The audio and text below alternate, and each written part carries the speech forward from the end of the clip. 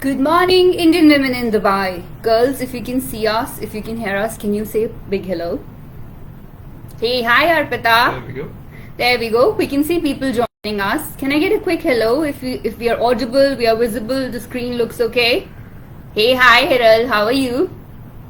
I'm very honored and privileged to go live today from Dove Green School, and I have this wonderful gentleman sitting next to me, Mr. Patrick, who is the principal of the school. And today we're going to talk more about making curriculum choices for your kids, talk a little bit more about the school. We will also talk about British curriculum. And I think the one question which I get asked a lot is CBSE versus British curriculum. So we're also going to take that up with Mr. Patrick and ask him some tricky questions.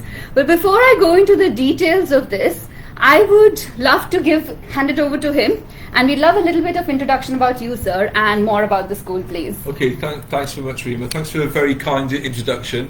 Good morning, ladies. Good morning, everyone, and welcome to Dove Green Private School. My name is Patrick Affley. I'm a headmaster here at Dove Green Private School in DIP. The school's been established now for 7 years. So it's an established school. Our school runs from FS1, which is 3-year-old children, up to year 8 at the moment, and every year we're going to be growing up to year 9, 10, 11, up until the children are 18 years old. So we're a UK curriculum school, so the National Curriculum of England is what we use here, and we've been teaching for, as I said, 7 years up to this point, and we have grown from small, humble beginnings, and we've grown a fantastic community here with now up to 550 students. So we've grown and developed over time, and as I said, we run the National Curriculum of England here at Dove Green. Thank you, sir.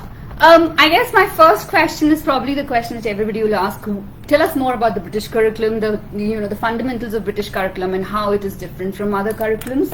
And I think a lot of us would love to know about CBSE versus British curriculum, because we have a lot of Indian moms watching us.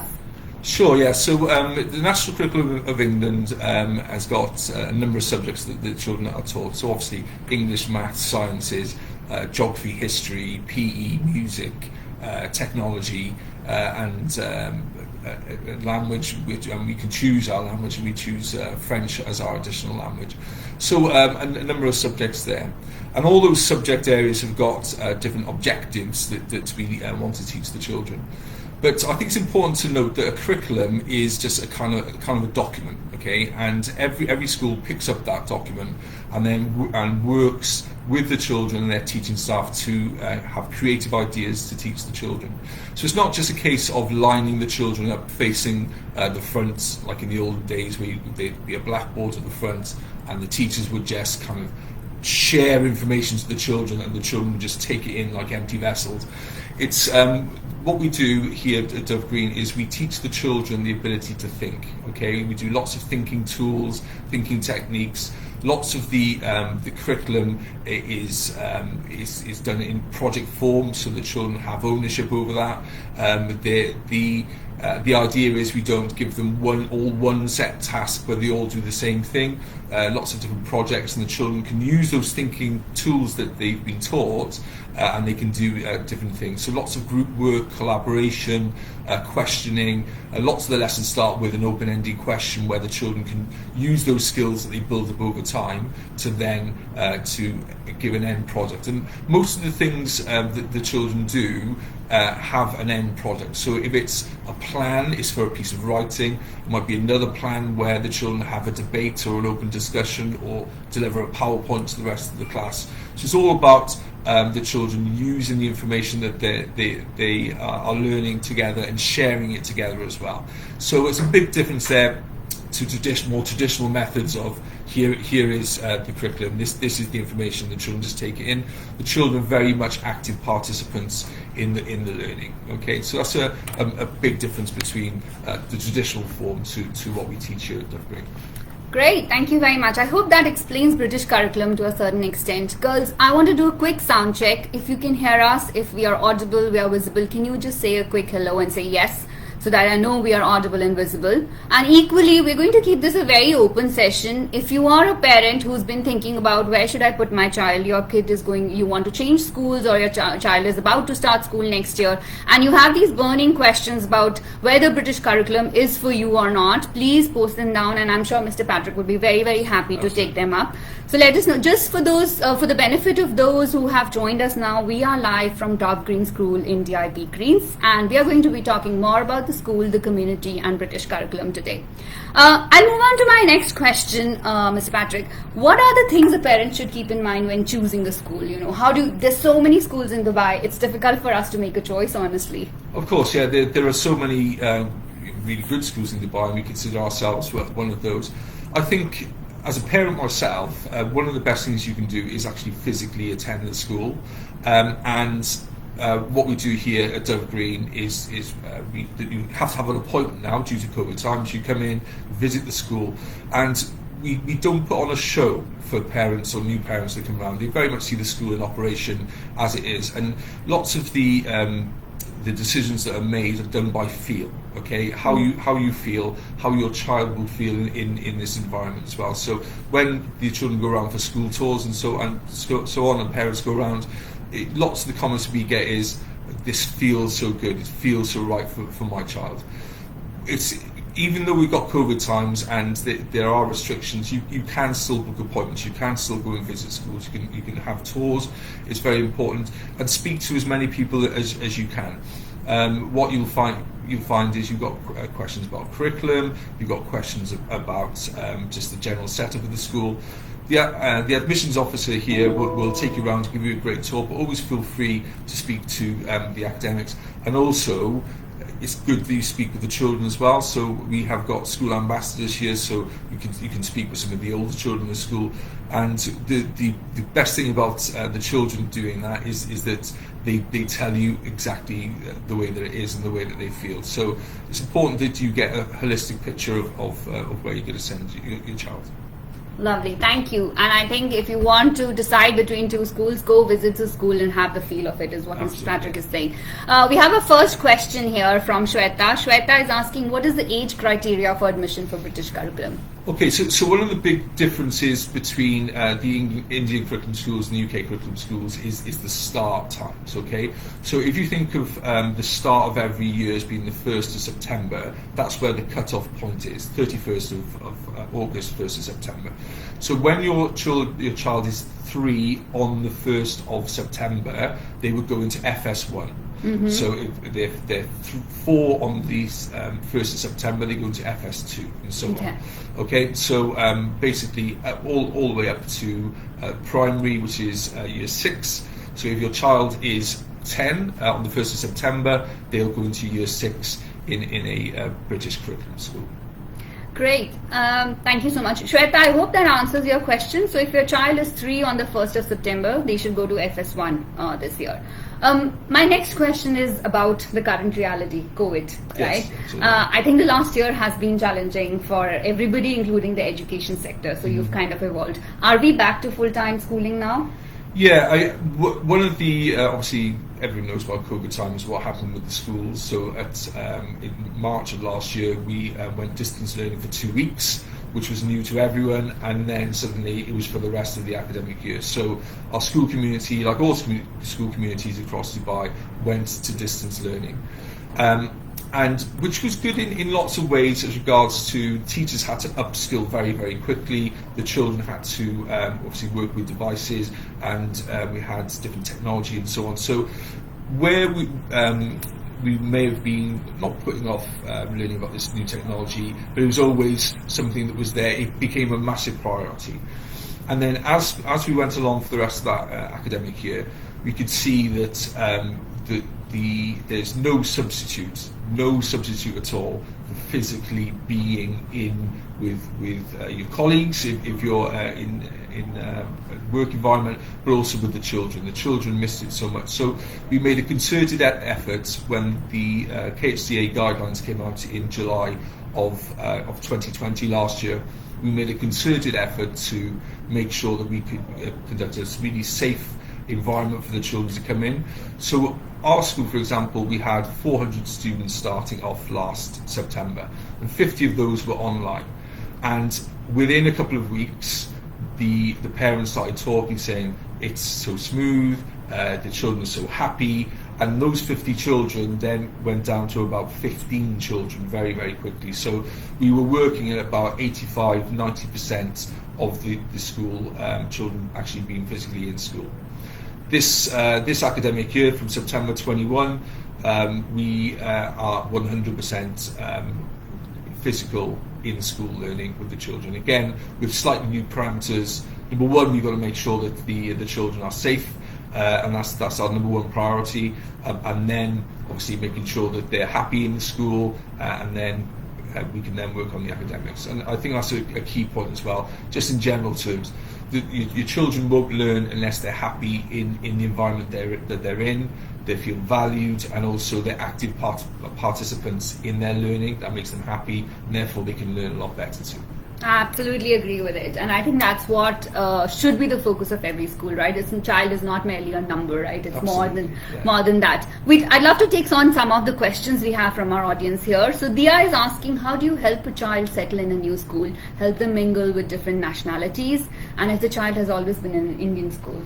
Yeah, from myself as a principal of an international school, I don't see nationalities. We just see the children. You know, it's obviously there are people coming from different backgrounds, different faiths in some circumstances, but we just see the children as individual children, and it's nice that we treat all the children the same, and they integrate and split with the children.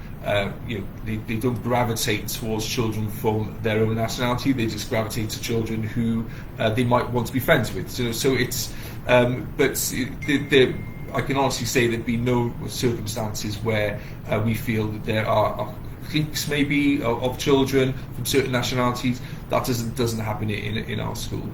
One thing that is good in our school, though, because that being said, what we do is we do then celebrate the children's home families and where they're from. We do International Day, where the children share where they're from. So we have usually big stalls in the hall where the children come in. So from India, for example, children and families bring in Indian food.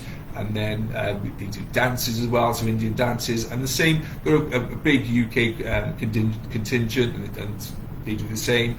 We've got a big Jordanian contingent; they do the same. So in total, we've got 35 nationalities, and a great way of sharing and celebrating all the different cultures and nationalities is through our International Day program. Amazing. So 35 nationalities in the school. I'm very impressed. Yes. How many? What percentage do you think roughly is the Indians? About 10% in Indian. We've got a good number of Indian families in the school.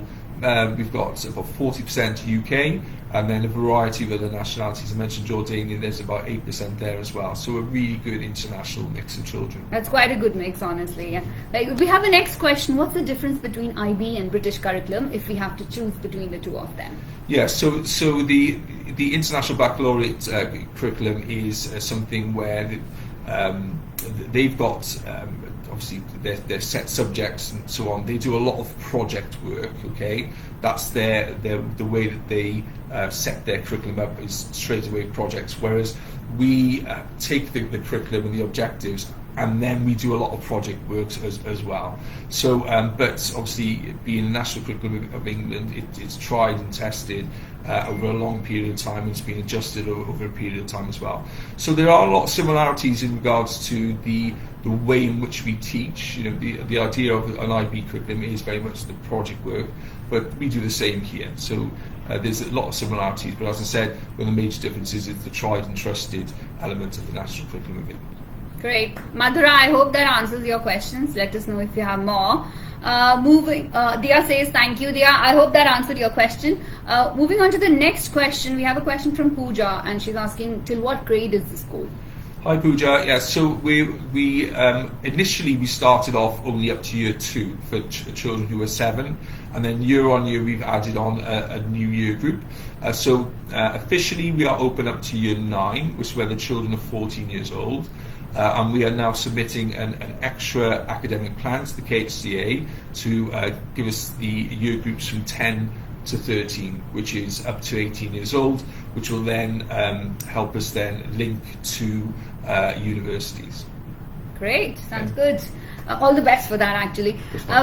Let's move on to the next one. Utpreksha has a question. Can British curriculum help to study in UK compared to CBSE? And are there any other benefits, like college admissions will be easy, or are there any extra points?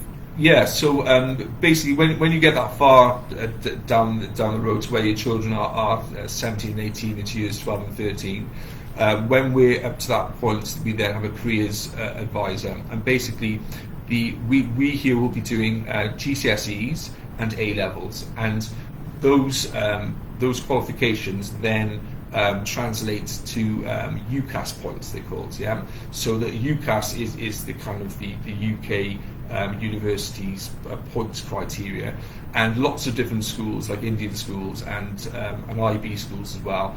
Their qualifications will then translate to UCAS points. A levels that we'll do always score highly on those points, but also for the children who won't be doing A levels and they want to do more of a coursework type of thing, then we do something called BTECs. But again, that qualification, depending on how highly they score, translates to UCAS points and then helps out with the university applications.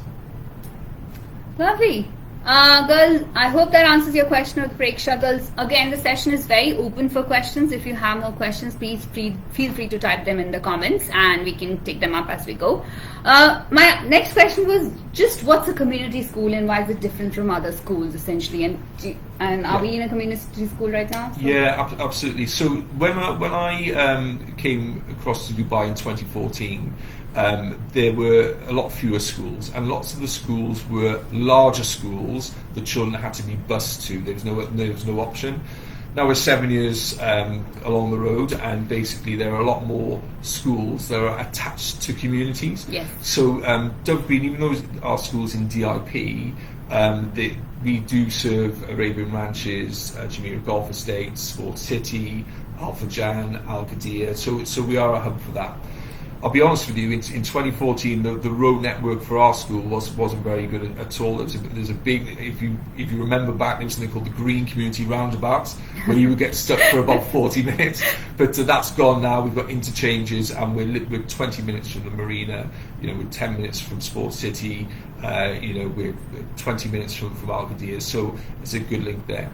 So when I started the school up, I had this in mind, the fact that what I was used to in the UK was a smaller school linked to a community. So we went down the road with something that I knew, and developing that community spirit. We do getting the families involved, making sure that it's not just the parents drop their children off at the door. It's very much a triangulate of the school, the child, and the parents in a parent partnership, and working together on that, which lots of open dialogue with parents through a variety of means, face-to-face, using direct tools where you can speak with the teacher with messages, and even simple things like we do film nights and special events on the weekend.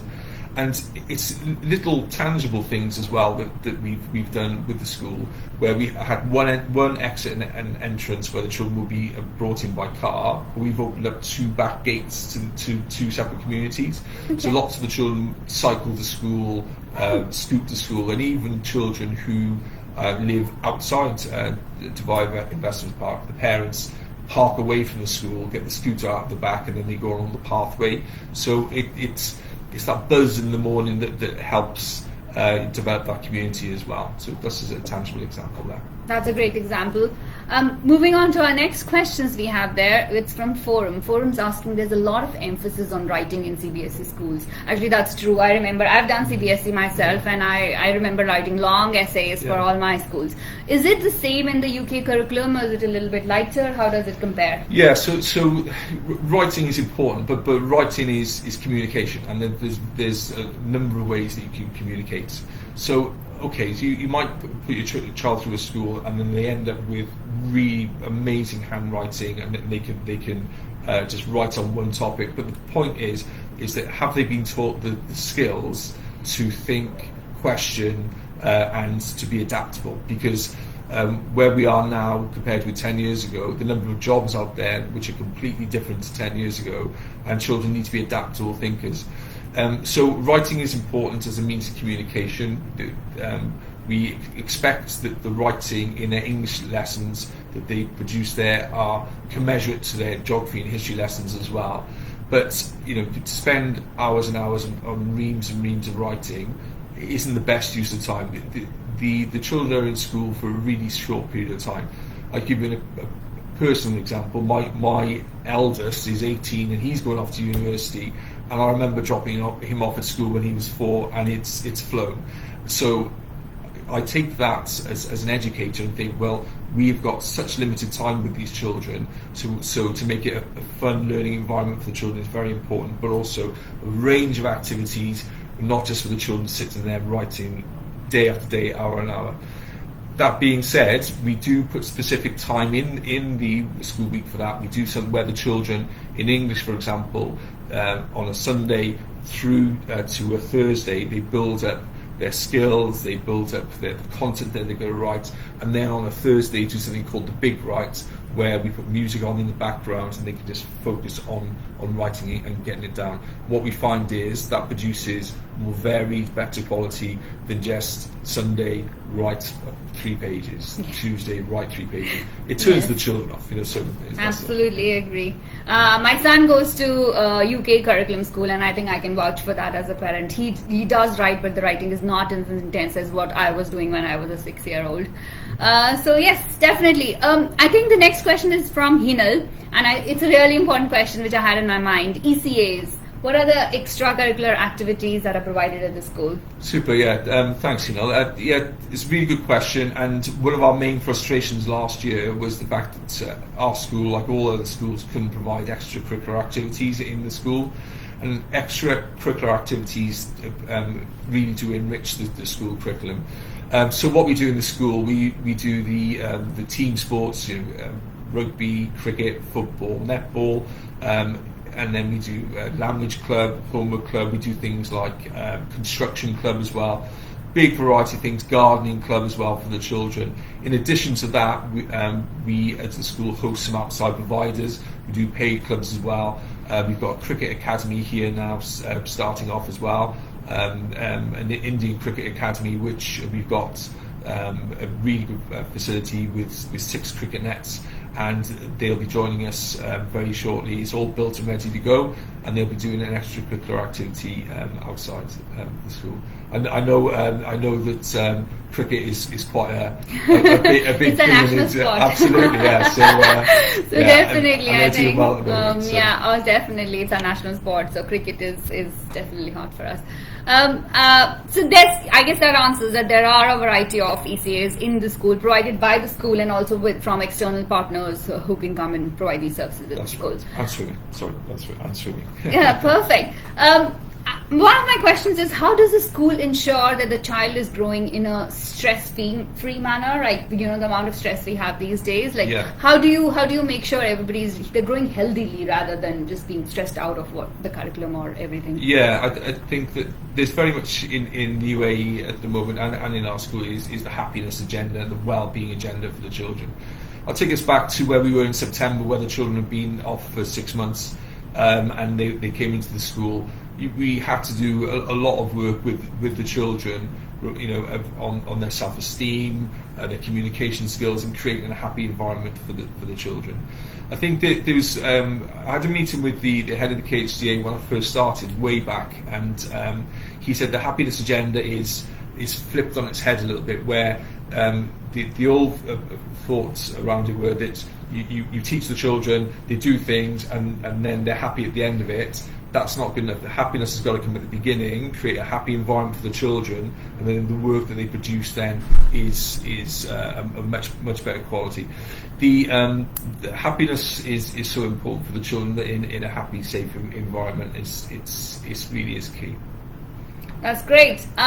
Any final questions, girls? So we are still open for questions. Any final questions, you can let us know. In the meantime, can I have some nice closing remarks from you? Yeah, thank you ever so much for your time this morning. If you do fire a question in now, please feel free to do so. I think if you're concerned about where to send your child, because it is the biggest decision that you would make, please do take the time to actually physically go into schools. It have to be by appointments in most schools. Go in, get the feel of it, and communicate, because, as I said, it's the child, it's the school, but also the parents. You're very much a part of the process of teaching your children, because the schools have only got your children for 6 hours a day.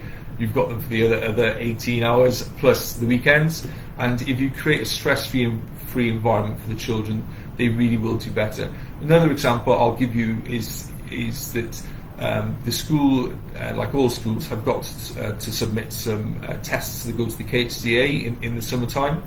And what I find is that being here, lots of parents get tutors in for their children. They put pressure on them. They demand packs of information from the school.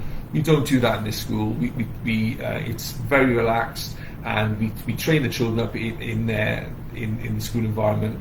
And our end of year results are always really very good as a result. So it goes both ways. We don't put too much pressure. We have high expectations, but that comes in an environment where the children don't feel threatened. They don't feel that they can't say anything, and they're afraid of making mistakes. It's very much having that stress-free environment, and the children will thrive in that. And the same thing with parents as well.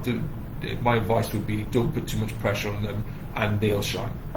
That's lovely to hear. Thank you so much, Indian Women in Dubai. What I'm going to do after this session is leave the contact details of the admissions office so they can know where to reach out to. I think the school also does free school tours, so you can come have a feel of what the school is like. You need to take an appointment for that before you come in, so you can coordinate that with the team. And we are live from Dove Green School in DIP Greens community. And if anyone has any more questions regarding this, feel free to drop them. We can also send them to the school and get some answers from them later on. Thank you, IWG, for your time, and have a great day ahead. Thank you. Bye-bye. Take care.